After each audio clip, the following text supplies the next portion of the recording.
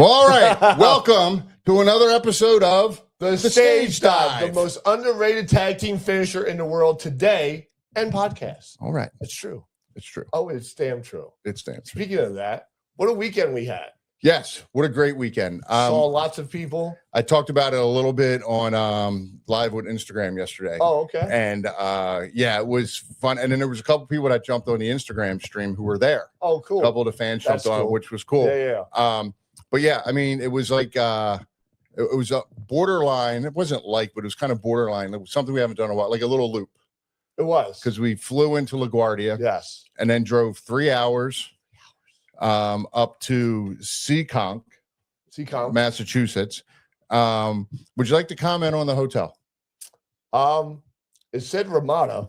It's a Ramada Inn. But it felt like... But a Ramada is like a budget hotel now. It's not... Nowadays, it's borderline more like a Red Roof, which is fine. I've stayed in some very decent, nice Red Roofs. It was funny because we pulled into the town. I said to you, I feel like we fell back into the 50s. Right. And you're like, this is a great town. Everything was very... It was an old school town. Old school town.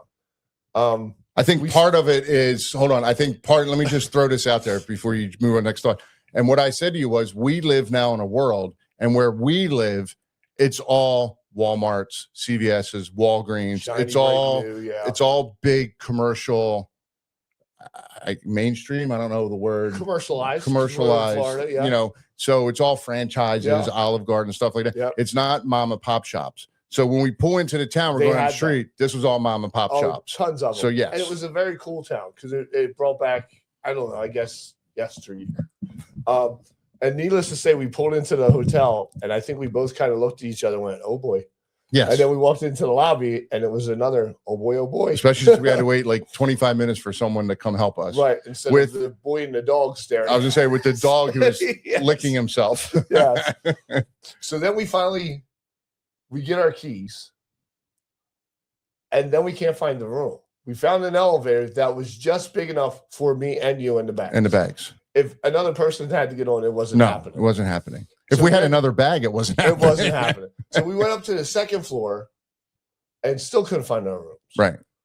It was broken up, and the guy's like, "Oh, no, you can't get to your rooms by using the elevator. You have to walk up these steps." Well, the funniest side of that was we found out if we used the elevator, we could have walked up 4 steps to get to our room. Yes. But that's not the second floor then, is it? How do you get off of the second floor, walk up steps, and then down, and then get to your... I swear to God, the hotel was haunted. It was 50s personified. If the hallways were a little bit longer, I would have heard Red Rum. Yes. Red Rum. Yeah. And for those of you that don't know Red Rum, go watch The Shining. Yes. It was very clean. I'll give them that, but there was nothing updated in that. There was nothing updated, and my mattress wasn't even updated because my mattress sank like this. It was like a big U in the middle. It was like the sex that was had in that. So anyway, at least it was clean. Yeah. So I wasn't worried about it because it was clean. Even my lamps, where you had to go up inside the lamp and switch the little switch inside, very old school, had no charging plugs in it. And see, mine at least had that, and I actually had an additional dresser in my room. Really? There's a whole other dresser there on the side. Yeah. No, I mean not the one on the TV. There's one on the side of the bed. Really? You didn't have one on your wall there. Yeah. You didn't have one on the wall there. Why don't you just move it closer and make that shorter? Make that shorter and then pull it closer. Okay. No, that one. Technical difficulties. What's your name? That's what she said. That's what she said. I'll just pull the whole thing closer, kind of like mine. All right. Better. There you go. All right. You're still getting volume over there. All right. Yes. Yeah. So the hotel was interesting. It was interesting. It wasn't the worst we've stayed in. Oh, I've stayed in a lot bigger shitholes. But it's far from a good one. But with that being said, everything from the weekend, from the start, from the New England Fan Fest to the matches that night, was really good. I talked about my time. I talked about it a little bit on the Instagram Live yesterday. And one of the things I mentioned was when we got the Blitzkrieg Pro, which was because what happened was we did the convention, which was like 6 hours, which was amazing. And I put over that I got my Demolition signed and my Powers of Pain signed and all those signed. I love people that we used to idol that we can call friends. Yeah. So then we drove 2 hours to Westfield, Massachusetts. Yep. And then with Blitzkrieg Pro. And one of the things I loved about it, I thought the promotion is one of the better ran promotions we've done in a long time. I thought Jeremy was amazing. Yes. Jeremy did it. The promoter. Jeremy, the promoter, did a great job. It was one of those situations where he texted us because he knew we were then driving back to LaGuardia, which was another 3 hours. Yeah. Because we did the K&S appearance on Sunday morning. Yes. So the promoter was great because he was like, I'm putting you guys right before intermission. And then you guys go intermission, sell your gimmicks, and then you please leave. Like it wasn't like if you want to leave, it was like, no, please leave. Yeah. Which was great. So we walked in and said hi to everybody. He paid us right away before the match, paid us, and then then we did a thing. And then we found out he was actually in the match. He was in the match with us. Yes. So with him paying us beforehand was better for us, right? Especially when we did the double titty twisters on him. Yes, we did. So not only did we do the double titty twister on him, because with my arm I'm kind of limited, but left arm I can do a good old titty twister. Good one. Then we pulled him out to the crowd and got the girl in the crowd to give him the double titty twister as well. Heard she was tight. Okay. I don't know where you heard that from, but okay. So that was all good. That was good stuff. And then obviously K&S was always fun. We got to see Kurt was there. Yeah. Jerry, the King Lawler. We saw a lot of people. Hacksaw. We saw him. Yeah, I talked about that. So one of the cool things for me, and I got to share this with Hacksaw, was, and I showed the video and everything yesterday. One of the cool things is growing up, when I don't know, I was 14 or 15, Mike and I would go to the Spectrum to watch WWF. And we took cardboard and made these fake 2x4s. It's pretty clever. And wrapped like that contact paper around it that looked like wood. Yeah. And we wrapped it around it. And all Mike and I always wanted to do, because how they taped Prism and then they would play it a week later, was to get on TV. Yeah. So we were like, this could be it. So we're on the aisle. We're on the rail. Hacksaw comes down. Hacksaw holds up. So we're holding up ours, and we're all, and he looks at us, and we all look at the camera together, and we're going, oh, into the camera. And then Mike and I at the same time drop our 2x4s and start giving the middle finger to the camera, and then the camera pans away. So the cool part on Saturday was, all the times we saw Hacksaw, I finally had the chance to sit down and share this story with him. And he looks at us, he's like, so you stole all my heat. You're like a 15-year-old stealing heat. You stole all my shine. All of it. You stole all of it. And I was like, yeah, sorry. Sorry, not sorry. But hey, can we do a quick hoe into it? So I got a video of us hoeing. But it's still so cool for today, how we are today, to go back and tell these guys these stories. I shared one with Dan Spivey during WrestleMania.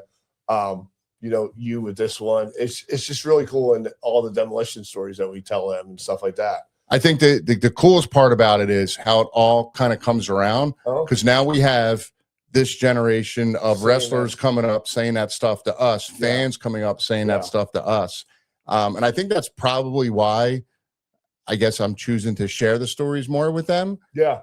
Because it just lets the connection there, or I just want to share it just to share it, because I mean, everyone's older. Who knows what's going to happen? And it's so funny. It's not like they remember. No. They don't remember the stories, but knowing to share them with it and stuff like that, they can understand. It was like you saying to Terry Taylor, remember when I wrestled? Terry's like, no, I don't remember. No. It's like fans come up to us, hey, do you remember? We're like, no, I don't remember. It was at the Spectrum too. Yeah. And so let's get off of that top. Let's get right into something that's been in the news that I've been talking about. I don't know if you have it on your list, the releases. Yes. Is that on your list? It is. How about that?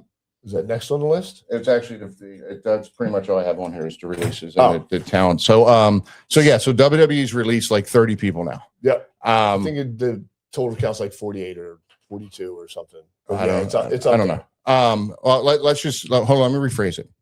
TKO has released like a bunch of people. Yes. But it always happens this time of the year. It does, but it does. But this time's a little bit different. I think the part that makes a little bit different is they did the mass release. I've heard, and again, I don't know how true this is or not, because internet's internet. Just because it's on Facebook doesn't mean it's true. Facebook doesn't mean fact. Like the Wyatt Six. Yeah. Aleister Black. Yeah.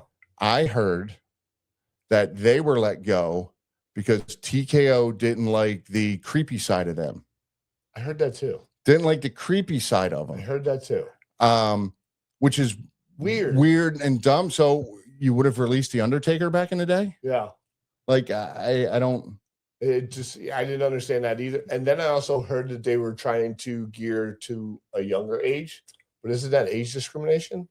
If they go and release people because of their age? No, I think the Or it age thing. doesn't Maybe they're matter. trying to hit another demographic to watch.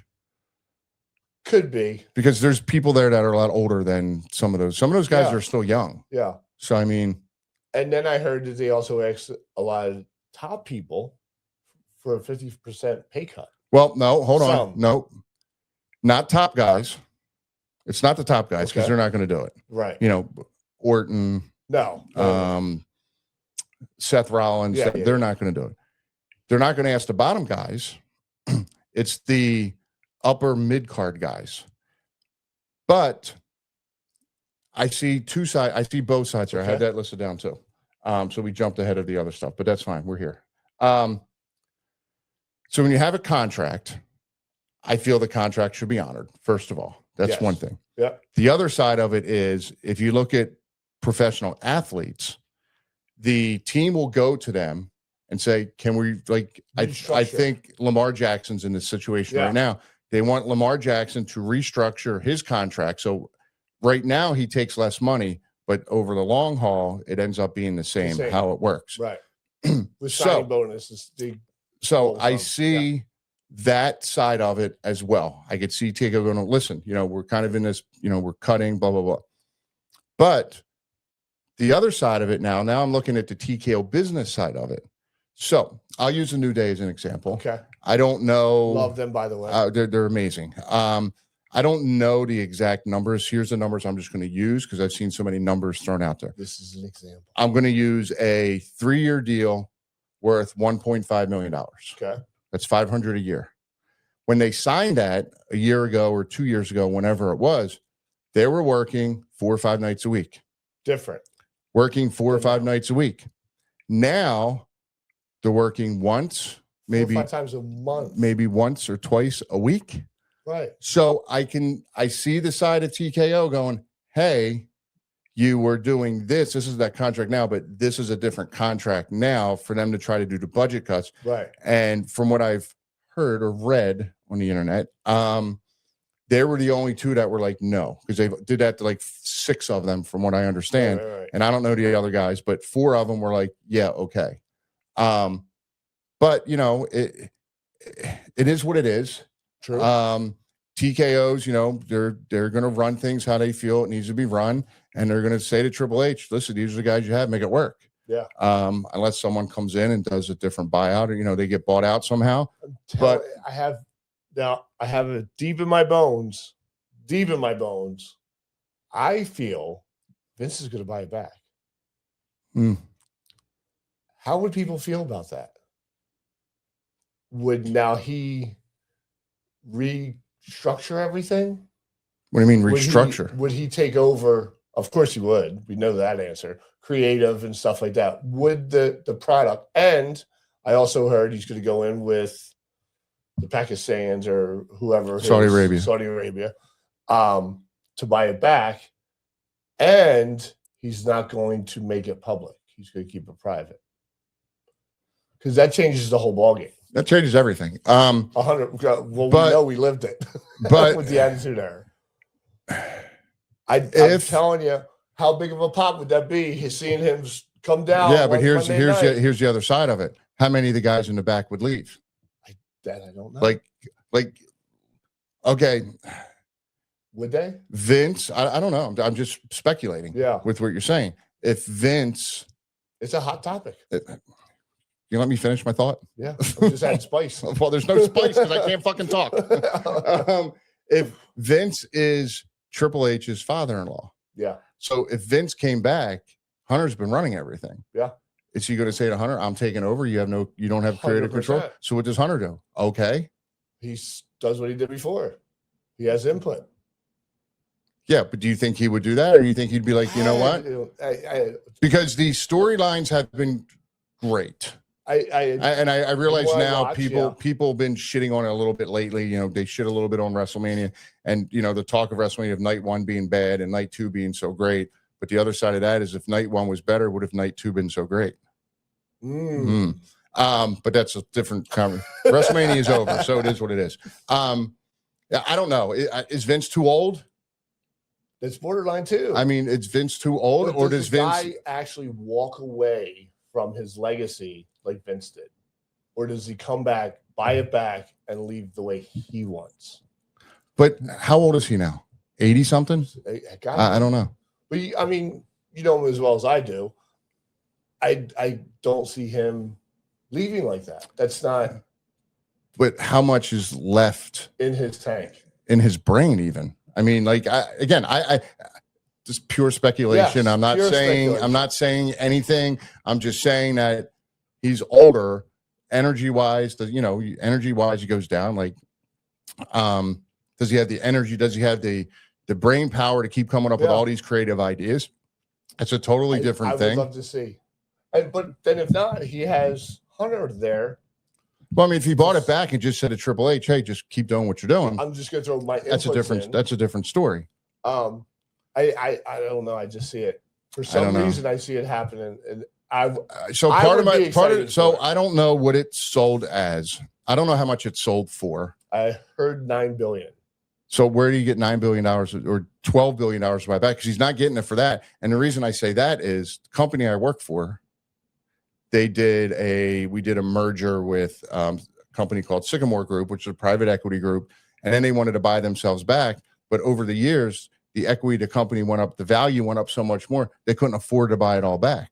See, I think with the budget cuts and everything else, it shows a loss because they have to recoup some kind of money. So they're cutting these superstars, cut them out, asking them for pay cuts for a longer period of time, blah, blah, blah, whatever.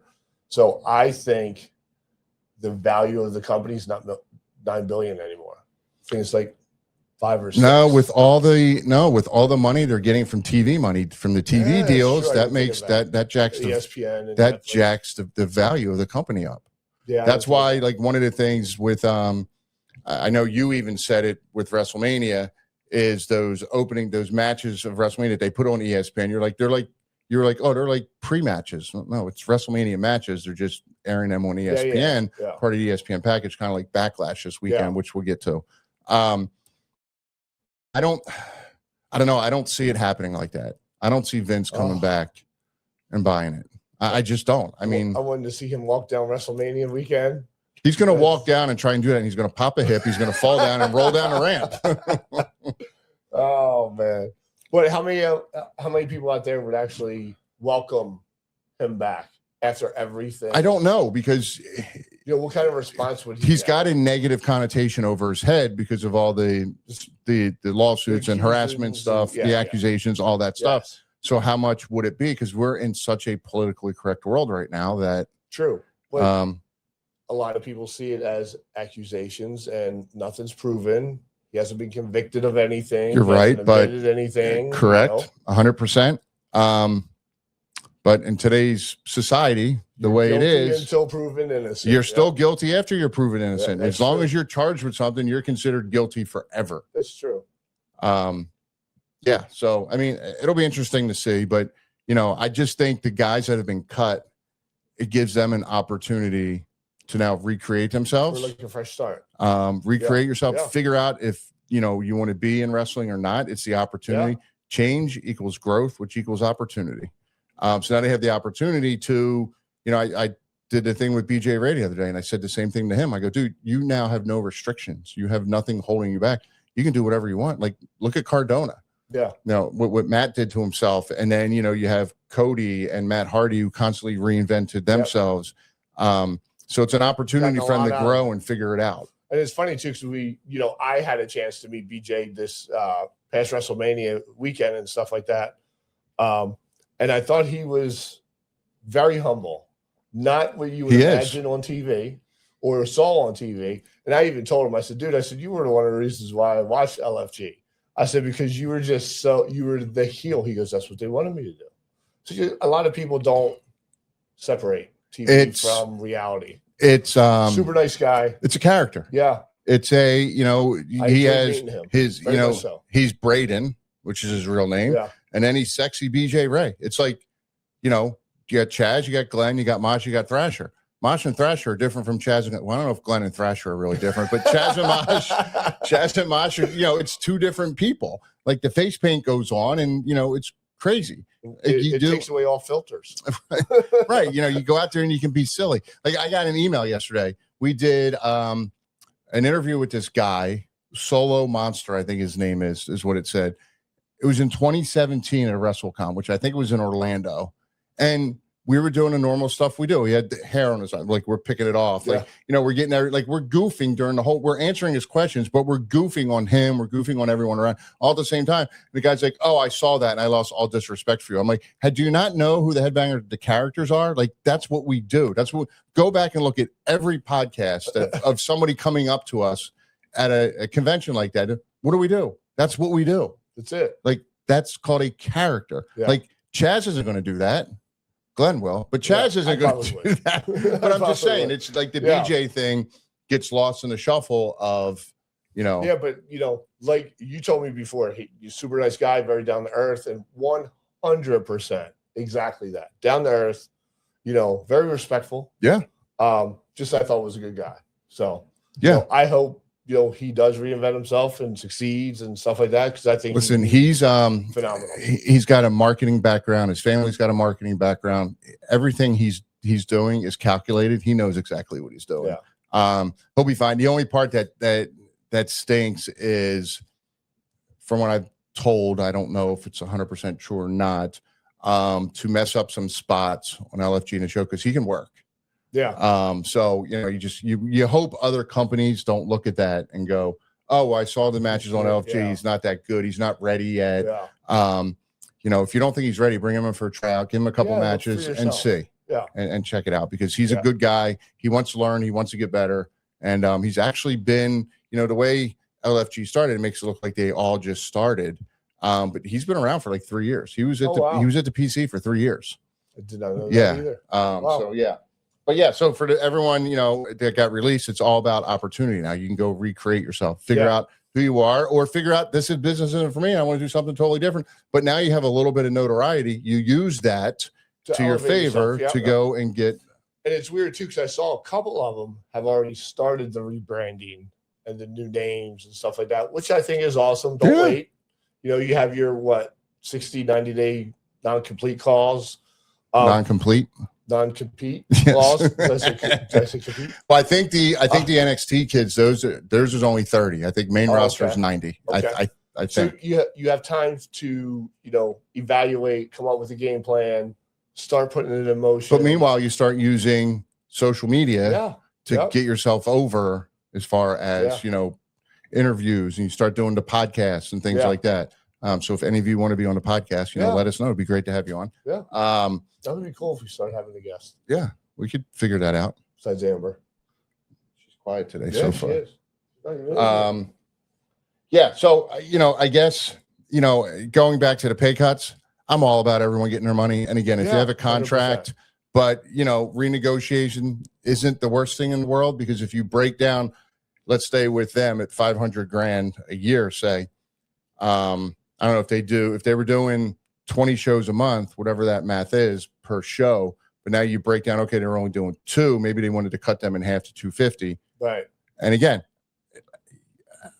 everyone get whatever money you can. I don't care what industry, and if it's sports, if it's, you're a fucking CPA accountant, get whatever you can get. I'm all about it. Right. But at the same time, I see the business side of it going, well, you're not doing, it's kind of like me in sales. Well, if your sales, if I have a rep whose sales drop, I'm like, I'm not going to pay you more because your sales drop. I'm going to pay you what's equivalent to what your salary, what you're doing, your sales wise. It's kind of, I see that side of it. I never looked at that way with the wrestling and dates and stuff like that. Yeah, if they're doing half the dates as they were 2 years ago, I mean, it's kind of, it's business. Right. But I see the personal side of it going, well, I thought I was making $500,000 a year. Now you're cutting this, like that cuts into my quality of life or lifestyle that I'm used to. Yeah. But you know what? Those two are going to get booked. They're going to make money, and they're going to be like the Hardys now. Wherever they go, they're going to have a ginormous line. People are going to want to take pictures with them. Everyone's going to want to book them. I hope they don't just jump to like AEW or something. I'm hoping they kind of go the route of a little bit of do the route of like Matt and Jeff and Matt Cardona going, let's just do the indies. Yeah. Let's do all these appearances. Because you see, even Matt and Jeff, WrestleCon and stuff, when we see them, the line, they're there for like 4 or 5 hours and they stay afterwards because they still have people there. They don't tell people no. It would be nice too, because then they could go to different parts of the country where they haven't been and seen fans that they haven't seen before and stuff like so, like the big shows and stuff like that, where sometimes it's top dollar to get to.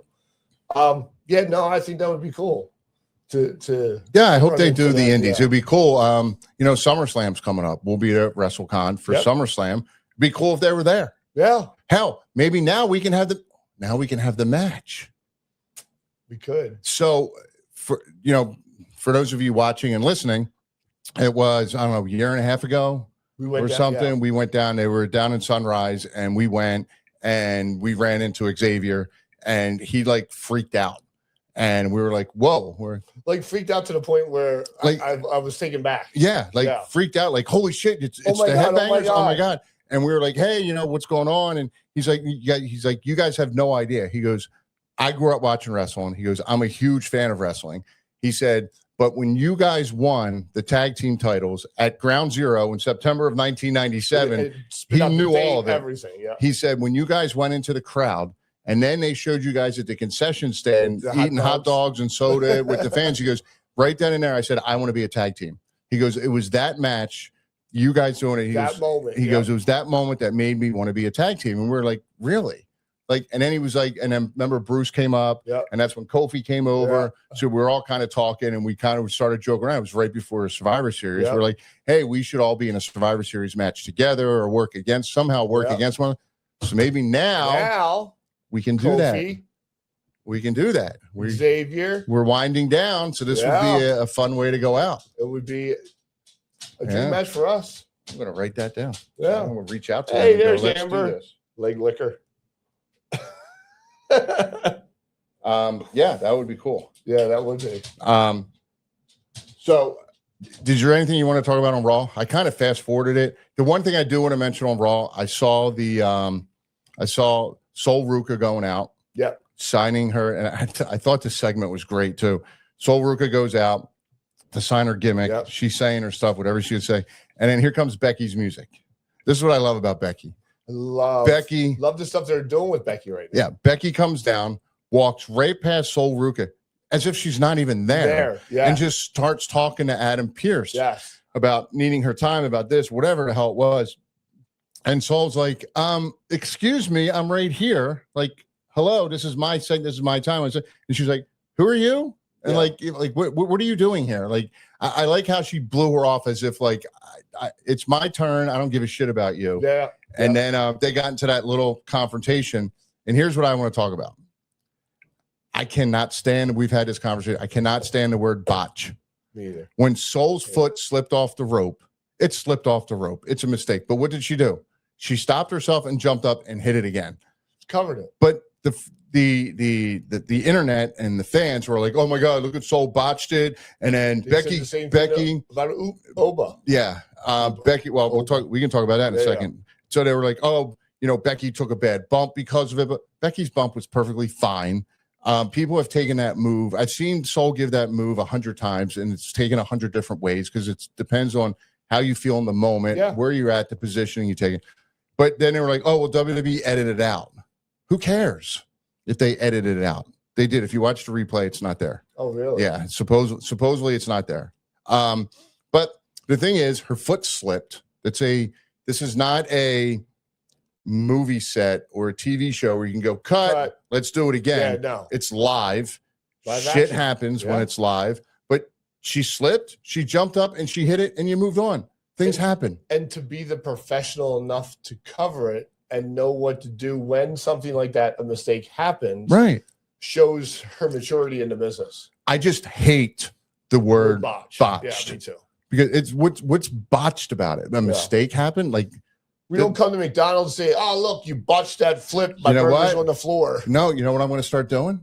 Going to McDonald's? No, I can't go to McDonald's. Oh my God, I would shit for a week if I went to McDonald's. I mean, a Big Mac's pretty good. No, Next time I order food and it's wrong, I'll be like, you botched my meal. Yeah, God damn it. You botched my meal. You botched my meal. Get the fuck out of here. I'm writing on the internet. I'm going to write, I went to Denny's and they botched my meal. I got a cup of coffee with lipstick on it. They botched my coffee. Yeah. I mean, so you make a mistake. Like you make, if you out in dirty glass, if you drop someone's package, like, fuck, I botched the delivery. That's right. I botched it. Right. I hate that word. Mistakes happen and accidents happen, but botched is not good. And Oba's wasn't a botch either. I don't think so either. Well, you know what? Dogging him. Well, did you see the Braun Strowman thing? Yeah. I mean, come on.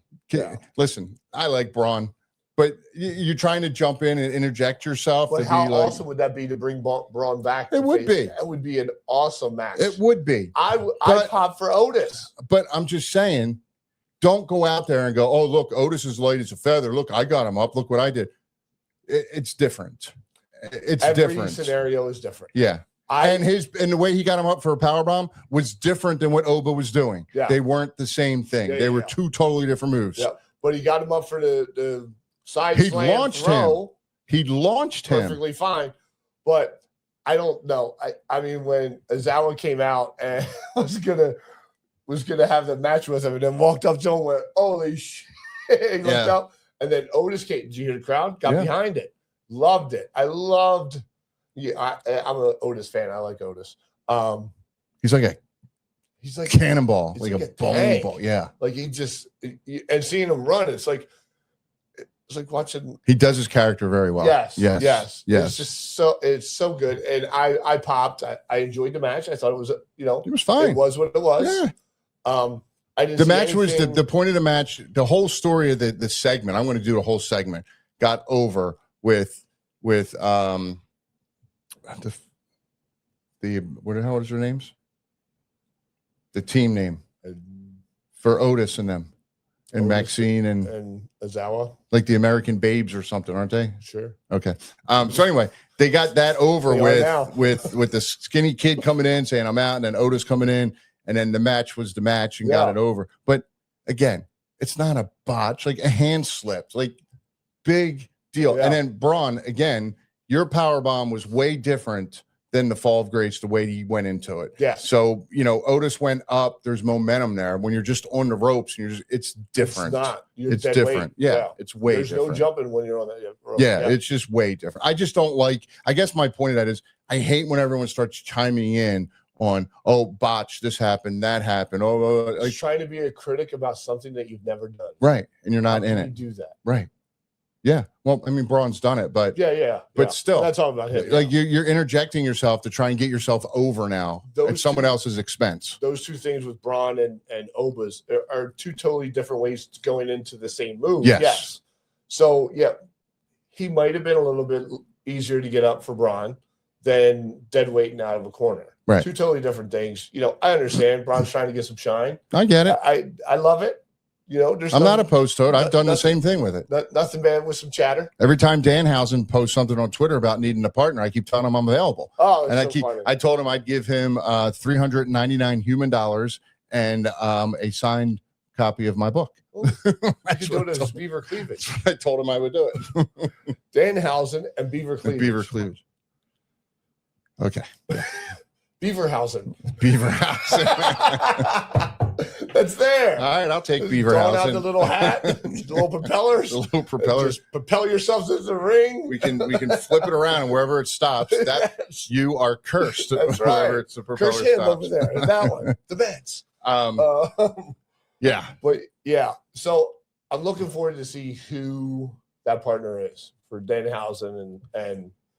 I was listeing to I think it was Busted Open, and actually it was kind of funny. I don't know if it was Busted Open or for Sam Ross. I don't know. It was one of those. And they were like, this is going to be Danhausen's way to get Cena to come out of retirement because Cena's supposed to be there. But here's the funny part. Well, no, Cena comes out like Cena's dressed. Like, I don't know. Cena's doing something, and Danhausen comes out and tries to coax him into it. But then he starts cursing everybody. And then the match happens.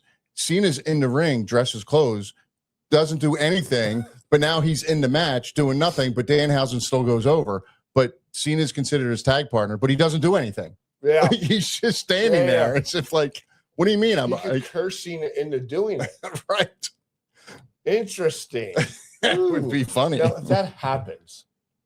That would be funny. Listen, that would be crazy. Danhausen's a character. Yes. Love it. I think it's great. I think it's good TV. Yeah. It makes me chuckle. It makes everybody laugh. It makes everyone laugh. I'm most excited to see is Rollins and Braun Breaker. I think their storyline has gotten so good, even with the Vision and Logan Paul and his partner being the tag champs. And I'm excited about the other guys that they're into with right now. What are their names? Street Profits. Yeah, Street Profit. Love the fact that they're back and seeing them go right after the tag. I like that whole little story angle. Well, what I liked about it, it now gave the Usos a reason to go away and work with Roman. Yeah. When they came in, because they got the two of them beating up someone, and they needed someone to make a save, so it was the Street Profits coming back and doing that. But yeah, Seth and Braun's going to be a great match, and it's going to be on ESPN too before. So it'll be opening match for that, which is great for ESPN because it's going to draw everyone in, which is idea is again to get people to subscribe after that.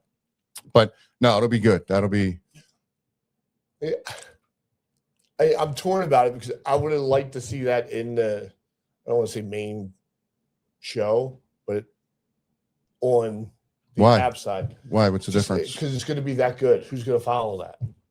Whoever's following, you get to step up. That's one of those things. Shawn Michaels gets in the back, goes, "Good luck following that kid." Yeah. It's the same thing. Everyone's got to step up.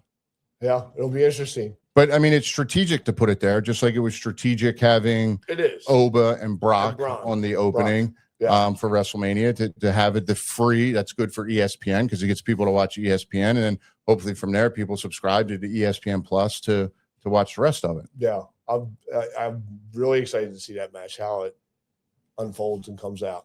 I mean, and Heyman's been quiet, not around. Yeah, quiet. Yeah, he hasn't really been around or talking much. Yeah. So how do you feel about the heavyweight championship with Roman and Fatu? And Roman. I think Roman goes over. But I'm interested to see what happens to Fatu afterwards. I can see him. Here's what's funny. On Raw the other night, Fatu starts laying out Roman, and the Fatu chant starts going through the arena. Yes. So like does Solo now come over and get involved? How did the Uso? Because what I'm liking about it right now is obviously you're never going to recreate that, and we've said it before. Like I don't really remember. I didn't watch much back then of that. So as great as I heard that the whole storyline was in those years, where I didn't see it. So I like how Roman's got like the Usos behind him, but the Usos aren't always up his ass, following him around. Like he's going out and doing his own thing. But yeah, I'm just curious to see like what does Fatu do if he doesn't win? Like, does he just freak out? Because his whole thing is I need this. I need this to take care of my family. Like everything you have, I want. You have everything I want. And while you were doing all this, I was sitting out there grinding, starving, and then Roman's excuse of, well, I was watching you. Well, motherfucker, we're family. Why weren't you helping me? Yeah. Like, I get it. I like the way they're spinning it. Because the way how they spun it on Monday night at the end with the contract signing, when, Fatu was like, I need to take care of my family, feed my 6 kids. He goes, you need to feed seven. You need to feed your kids, but I'm feeding 107 people's kids. Right. He goes, you said, what's his name brought you in? Solo brought you in. I brought Solo in. So I brought you in. Right. So it was just so, And I like how Roman's dropping trigger words. Yeah. And which is setting and it's like he says one thing and that's what sets Fatu off. Yeah. Yeah, so I mean, I think interesting to see. I think it's going to be good. I think it's going to be a good match. I do like, and again, I didn't watch it all, so I don't know if this is kind of a new Roman personality character that he's doing, but just kind of sitting back on, listen, I'm the shit. You're not. Like, I rule this fucking place. You don't. And if you don't like it, then too bad, get out. Because I know before he had Heyman with him, so I don't know how much Paul was talking compared to him. Because again, I didn't watch it then, so I don't know. It's similar to the first character with the tribal chief, but a little different. Like they used to boo him when he did that acknowledge me thing. Now they go crazy for it. Well, he's So it's a little babyface, but different, if he turns heel somehow, they'll boo him again. I just like it. I'm enjoying that little part of the storyline and stuff like that with the families and that. But can we stop with best friends and families and stuff like that? Enough? What do you mean best friends and families? You know, best friends turn on best friends, families turn on family. Who's best friends turn on best friends? We got, Io Sky and Asuka. They've been enemies for a while, but they were best friends. That was ages ago. That was her mentor. It was ages ago. Yeah, so it's there. That was it. Cody and they did Asuka. They did Orton? they did the face off with Asuka and Io, but they did it a pre-tape. Saw it. Do you know why? Why? Because they didn't want the Kari chance for the one girl they let go. That was Asuka's partner. Oh. If they would have did that in the arena, those chants would have been loud because they let her go in the middle of the whole storyline. Yeah. Huh. What I'm waiting for. I never thought of that. What I'm waiting for. I thought it was weird though. It was in a dark room. Yeah. I'm waiting for somehow for Io to end up back on SmackDown to go after Rhea. Rhea's never beaten Io. Really? Rhea's never beaten Io. That's an interesting tidbit of information. Yeah. So we'll see what happens with that. So one thing I wanted to put on here, I saw Mark Morrow did interview with Chris Van Vliet. Yeah. And the clip I saw, I didn't know. It caught me off guard. Okay. So I thought it was cool. Oh, wow. So it's a story of how he got into WWF back in the day and how Sable got there. Oh, yeah. I've heard the story. What's the story? Go ahead. What's the story? If you've heard it, what's the story? About him saying to Vince that she needs to travel with him. Yeah. So part of the deal was he had, I guess the first time his contract came up with WCW, he had a guarantee and a signing bonus. And he met with Vince and Vince said, I don't do guarantees. Yeah. So Mark walked. He said, all right, well, we're saying it. And then next time it was come up, Vince was like, what's it going to take? He's like, well, again, I have a guarantee and I have a signing bonus. He goes, and Vince goes, all right, I'll do both. He goes, I just got married. I've seen a lot of divorces. I want my wife to travel with me wherever I go. Yep. And then Vince said, okay. So Vince agreed. And then Vince sent him a ticket to come up and sign the agreement. And there was only one ticket. And Mark was called up Vince. He goes, there's only one ticket. And he's like, you need here for a signing bonus to sign the contract? And Mark's like, yeah, that was the deal. Vince sent him a ticket. So then she walks in and Vince was like, because Mark's pitched to him, like, well, she's going to be here all the time and you're paying her travel. Like, she can be my valet. Mark pitched that to him. And Vince was like, no, we don't want that. Then Vince saw her and was like, oh, we need to put her on TV. Yeah, we want that right there. Yeah. So I thought that was kind of cool. And then Mark got into it more by saying he was getting ready to go into a program with Stone Cold. Yeah. But then he was in the angle with Sable, and then Sable gave him the Sable bomb. And then Steve saw that, and Steve was like, yeah, I can't work him now because a girl just gave him a power bomb. Yeah. That's like not. And Mark's thing was, and Chris said to him, he goes, well, how'd you feel about that? Steve couldn't have. He goes, I didn't care. He goes, because every time I did something for Sable, she got higher and higher and higher and higher, and her paychecks and her royalties were getting higher and higher. He goes, and I was still making more money anyway, so it didn't really matter. Right. Like, I thought it was. I just never heard that part of it. I thought that was cool. Yeah, I heard the story about how Sable came in and stuff like that before, and it's just, we saw him Saturday morning and stuff like that, and it was good to see him. And that story with Sable's crazy. Yeah, it's good stuff. Yeah. Yeah, that's all I had. No. That's all I had. Me too. All right. So so that's it. And do whatever makes your heart happy. Just don't suck at it. Next week we're gonna have a review of our weekend. Oh wait. We don't have anything this weekend. Never mind.